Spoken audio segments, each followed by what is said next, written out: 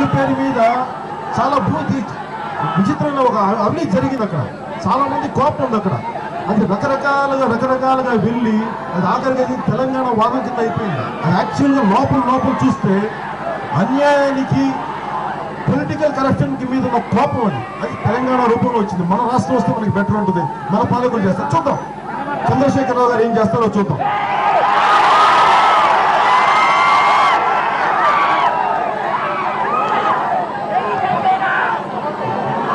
కాదు నేను అనేది చిన్న రైతులు నేను కానీ నేను కలిసి వచ్చాను కాదు సార్. నేను సార్ అలసంటు భూముల్లో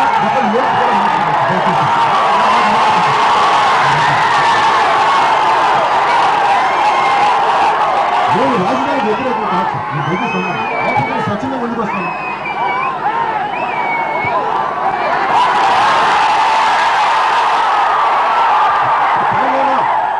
వచ్చింది యాక్చువల్లీ తెలంగాణ పోరాటం లోపలికి వెళ్ళి శోధిస్తే యాక్చువల్ అవినీతి మీద పొలిటికల్ కరప్షన్ మీద జరిగిన పోరాటం.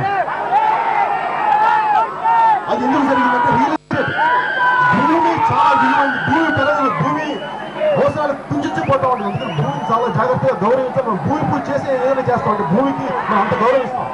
సో భూమి పట్ల మన బాధ్యత ఉంది. ప్రతి ఒక్కరికి ప్రతి రాజకీయ పార్టీకి బాధ్యత ఉంది. అది ఒక్కరి సొత్తు కాదు, అందరి సొత్తు. అందుకని రాజధాని కావాలంటే చాలా సంతోషంగా సమీకరణ చేసినప్పుడు నాకు సంతోషం, కానీ చాలా బాధ్యత ఉంది అందరికీ. సో దాని పట్ల ప్రతి ఒక్కరు బాధ్యత వహించాలి. లేకపోతే మళ్ళీ తెలంగాణ లాంటి పోరాటం అది ఇంకొక రకమైన పోరాటం అంటే దానికి అందరూ కొంచెం జాగ్రత్తగా మనం ఆలోచించాలి. ప్రతి ఒక్కరు బాధ్యత తీసుకోవాలి. పత్తిపాటి పుల్లారావు గారు కానీ నారాయణ గారు కానీ మిగతా తెలుగుదేశం ప్రభుత్వం కానీ వీరందరూ, అలాగే నేను జనసేన పార్టీ తరఫున నేను కూడా చెప్పి నాకు కూడా బాధ్యత ఉంటుంది. నేను బాధ్యత నుంచి పారిపోయే వ్యక్తిని కాదు.